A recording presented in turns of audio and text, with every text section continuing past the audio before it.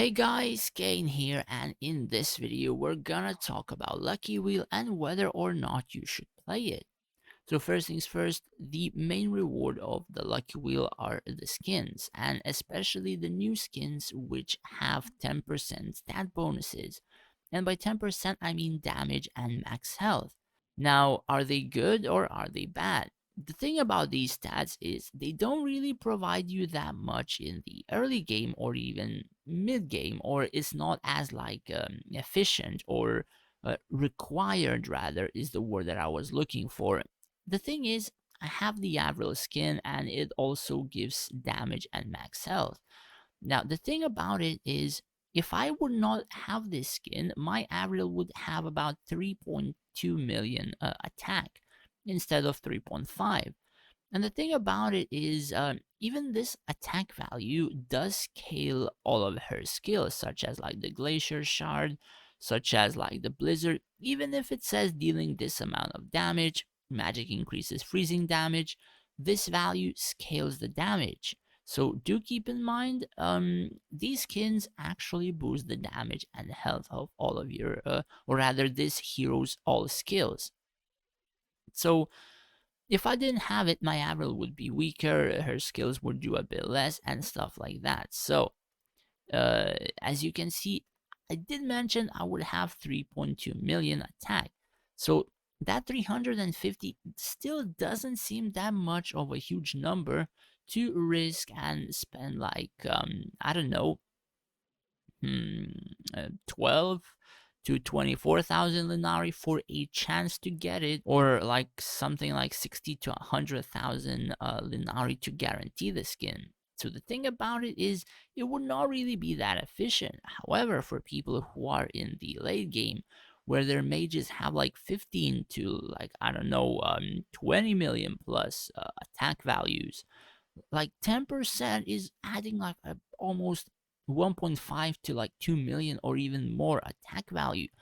And that is friggin' insane. That can mean that this hero does like barely any damage to, or in that stage, to doing an incredible amounts of damage in that stage. So essentially, skins are actually quite powerful. It really depends how long you're wanting to play the game and if you're gonna play towards the future, at least in the version of some skins. So, for example, the Fenris, he doesn't really do that much damage, or any damage for that matter.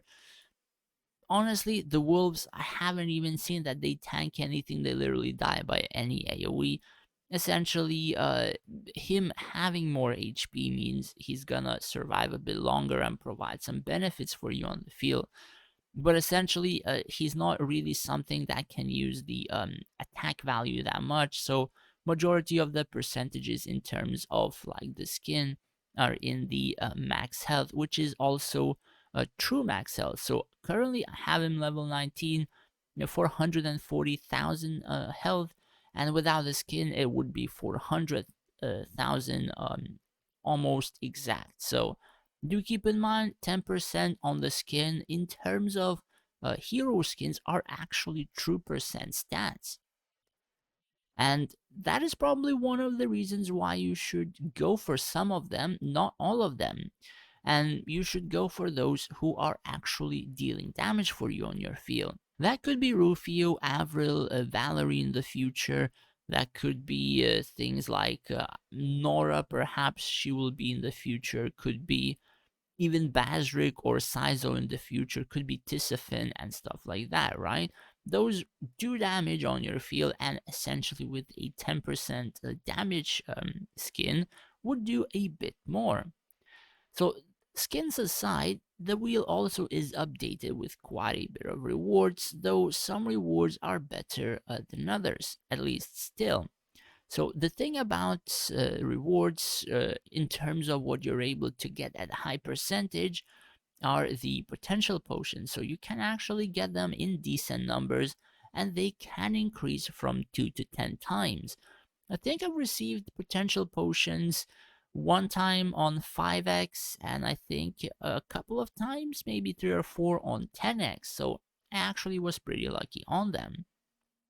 That aside, I was getting a lot of runestones, a lot of relic and theurgic shards and stuff like that. I've gotten a couple of these rare prism crystals, both the basic and the enhanced ones, as well as I've gotten some prism materials. And going from 80 boxes to 120, or pulls rather, I got a lucky equipment chest.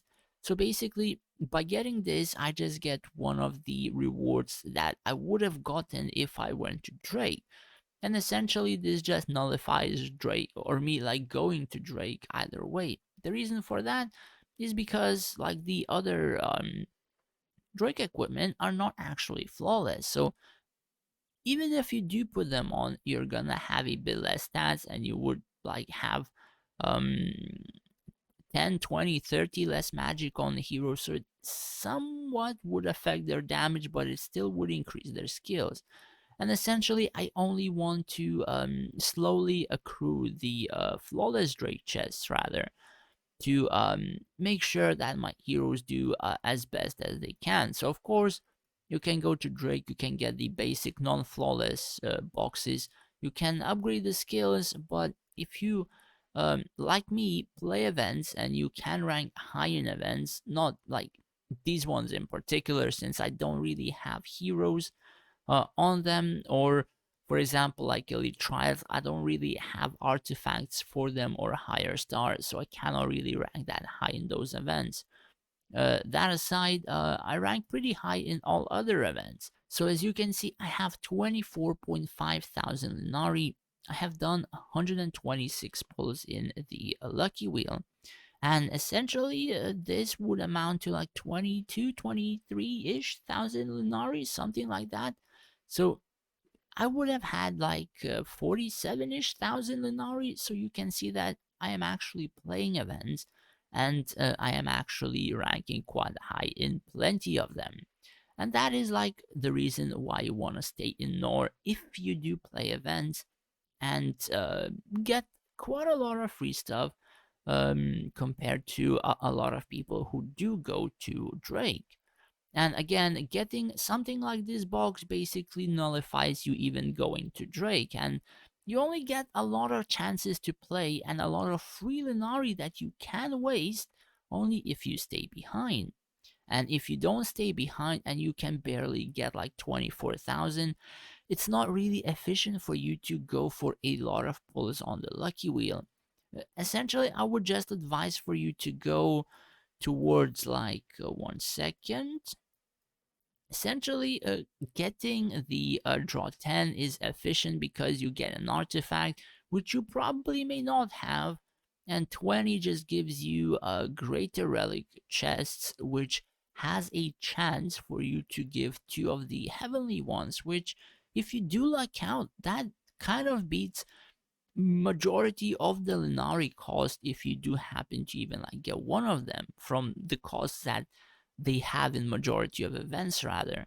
And then you have like potential potions as bonus, you have all other stuff, and then you have some more stuff if you go further. So honestly, the most efficient way for me, rather, because I'm playing a lot of events, is to go for 60 or 80. But I thought of changing my border and stuff like that, and this also has premium ads, and I went for 120. So that aside, honestly, for majority, I would suggest like 20, 30, perhaps like 40, 60. But honestly, 80 if you're up for it. And anything after that is not really that efficient unless you're really, really, really wanting to go for that skin. So that aside, the Lucky Wheel does have quite a few of the rewards, even like +6, +5 runestones. I did manage to get quite a few of the prism crystals as well, and even +3 runestones as well. So again, it's like 50-50. You're not really guaranteed to get the top prize. It's really luck based, and if you are having trouble of getting a lot of Linari or getting up to 24,000, you shouldn't really waste that many Linari on Lucky Wheel, and instead guarantee stuff like a dragon ability from Finders Keepers, or guarantee a true prism from the Golden Game Board. You have to treat this event as like something in between, of which you can just throw some Linari and have a chance to get something quite good. And if you do happen to get it, highly likely you will be very happy. And if you don't, you're gonna be a bit sad, I suppose. And that is why you should not really spend an incredible amount of Linari on this. Again, if you are able to spare, you have to do some calculations or not, depending on what week it is and what week do you think the golden game board will appear. So, for example, this event will give me like another 600 to 800 Linari without ranking high, just because of the raid rewards. As you can see, it gives free Linari. Then we're gonna have like another Kingdom Guardian. Then we're gonna have a few other events that give Linari. So essentially, I can just easily do another temple, and it would not mean anything to me. And I essentially would max Golden Game Board anyway. So yeah, you have to treat this event as something like, if you do have some spare Linari and you want to try for the skin or something else, you should do it. Anyways, that's pretty much it for the video. These were just my opinions whether or not people should play them. And it really depends whether or not you like the skin. It depends what stage in the game you're at. And it depends whether or not that skin would actually be useful to you, or is that skin pretty useful to you. And honestly, the further you play, the better the skins will actually do for you. So, for example, if a Valerie skin would have appeared and I have 4.2 million attack on my Valerie, this number would turn to like 4.6 or close to 4.7 million attack, and this Valerie would just friggin' explode almost everything. So, do keep in mind, like, these 10% stats or true stat skins are actually quite powerful. Anyways, that's pretty much it for the video. Hopefully this video was useful to you, and if it was, do hit that subscribe button. It would help me out a lot. Thanks for watching, guys. Take care and stay safe out there.